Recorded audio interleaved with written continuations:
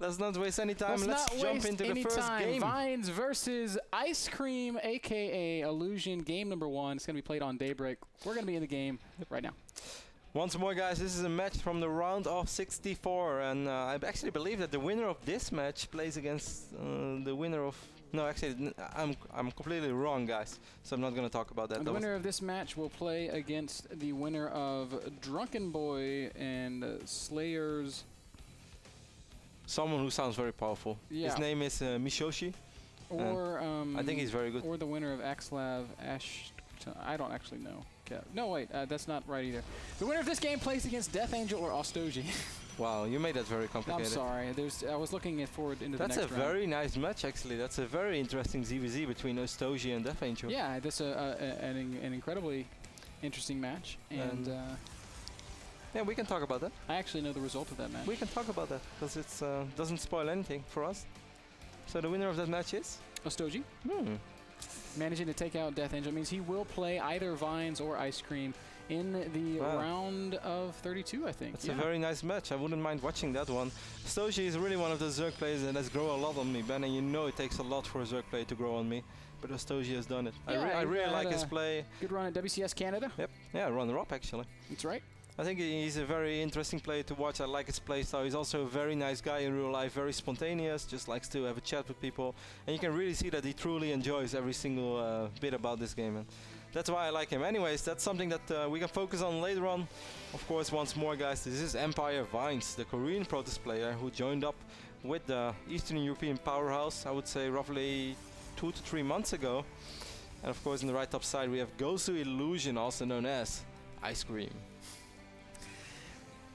Daybreak has become one of the very, very popular maps in the competitive map pool, Kev, and it's because we just see a wide gamut of playstyles on it.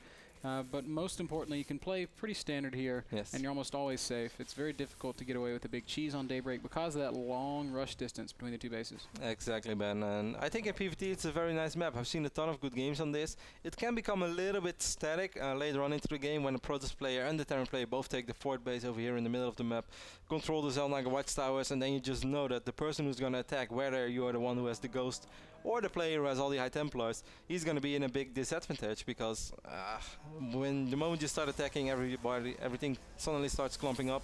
And that is of course a dream if you play against either Bio Army or against a Protest player, and you can get those money EMPs off. But we'll see if it ever gets to that stage in the game. As you can see, Vines is actually, Ice Cream is not opening the way that we are used to from Terran players, which is the no gas first expand. Instead he went for a very quick factory, but he did stop mining gas right now, so I can almost say for with certainty that we are going to see a lot of Hellions. Yeah, I think you are exactly right, Kev, and I'm wondering if he's going to float this factory or just leave it. I think he might float it.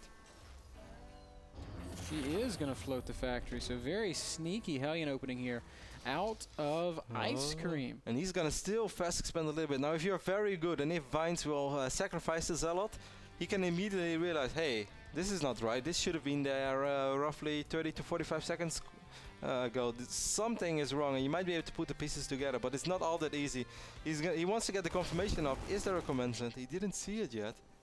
Yeah, instead just saw the bunker and is going to be kept in the dark, so he's not going to have the best view of that time. He is going to sneak around with the Stalker, take some damage, but does. But he didn't see how far the command center was along. He only saw that it was building, so he's not able to be completely sure. Like, he still saw this, and then you know that it's the start of the command center because it wasn't high as it is right now. But I don't think if that really triggers a reaction. He's going to get 2 more additional gates. And he's sending the units back, which is super important, because if he would have had the Stalker and the Zealot on this side of the map, while Hellions are on this side of the map, well, Ben, you're toast. You're almost done. Yeah, that's a good way of putting it, man. These Hellions would roast and toast everything on the ground, Kev. But with 3 I didn't think about it like that. With Warp Gate finishing up, I think it's going to be okay for Vines. Yep. Hellions are very difficult to kill with your early gateway units, but in this case, I think he's going to have enough stuff on the ground. With those 2 additional gates, 1 more warp in is going to be super important, but he does have this sentry already as well, which allows him to drop that sentry on the ramp if he really needs to. And I don't think he's going to have, I want to say, not that many probes on the low ground, but he just transfer a whole bunch. That's 11 probes, Kev. I think it's safe to say right now, Ice Cream is 6 workers behind. If he kills anything more than 5 workers, this was worth it. Oh, will will go right for the mineral line in the natural. And this is where he has to close this gap. One Hellion has already fallen, and he's only killed 4 probes. Oh, big shot does go off on a couple more.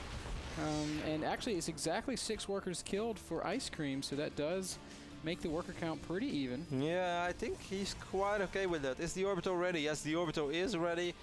I think it's funny how it seemed like Vines defended this really well, but I still think that this is probably sort of what, probably sort of makes no sense, but it's hard to say, but I think Ice Cream is quite pleased with this. I think he can live with this. He will, of course, you always hope for more. He would have loved to get like 10 or 12, because then you know that you're in insanely good shape. But right now, Protoss play is only 2 workers ahead, and normally there are around 4 to 5 workers ahead in this phase of the game, so I think it was pretty good for the Terran. I think it's an okay place to be for Ice Cream. And something that I've always found very kind of comical is when you look at high-level gameplay, especially amongst these Korean players, they have a very wide gamut of openings, Kev, but it seems like every single game, around 8 minutes, 9 minutes, they seem to find themselves in an even place. So once again, we had the slightly aggressive opening out of Ice Cream. He did just enough damage to make it even, and now we're going to move into a very standard mid-game. Super important observer scout right now for Vines, because obviously he's thrown off a little bit by the opening, and he kind of wondered what does it do to the timings of the Terran player. Man, Terran players became so good in spotting observers. Immediately picks up the first observer. He saw the Rexes, that's the most important thing. He saw double reactor and attack lab, so he's going to be quite pleased with the fact that he decided to open Colossus rather than charge, because against an overwhelming amount of Marines and medevacs, you could find yourself in a tough position if you want to go gateway only. But one Colossus is already going to make you quite safe against this army. Second observer is going to spot the army, and Ice Cream does not appear to have noticed it. Third observer is also here.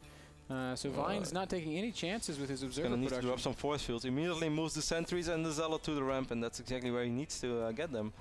He's going to need to buy himself like 45 seconds.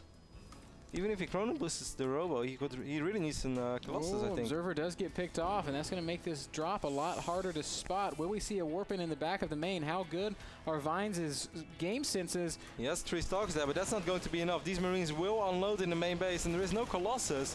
I think this drop will do a little bit of damage. There is Tim as well, as we can see, and he's going to try to pick off as many probes as possible. Yep, immediately picks off some of the warping in Zealots. A handful of probes have fallen here. Can he get that Immortal? Nope, he's just going to load up and try to get out of there, and actually... Billy and Johnny left behind once again at the same time. More action in the natural, Kev, as additional probes fall, and we can see that the workers kill tab has climbed to 18. Creating a very healthy advantage for Ice Cream. 44 SCVs to 39 probes, and of course he still has the advantage brought by the mules. Well, so that basically means that he killed 6 to 7 probes over here in the natural while he was dropping the main. And that's more than worth it. Army supply probably slightly in favor of Vines right now, which is exactly what I thought, but that's just a matter of time because the economy of Ice Cream is a lot better. But it's worth mentioning, he did not drop a 3rd command center yet.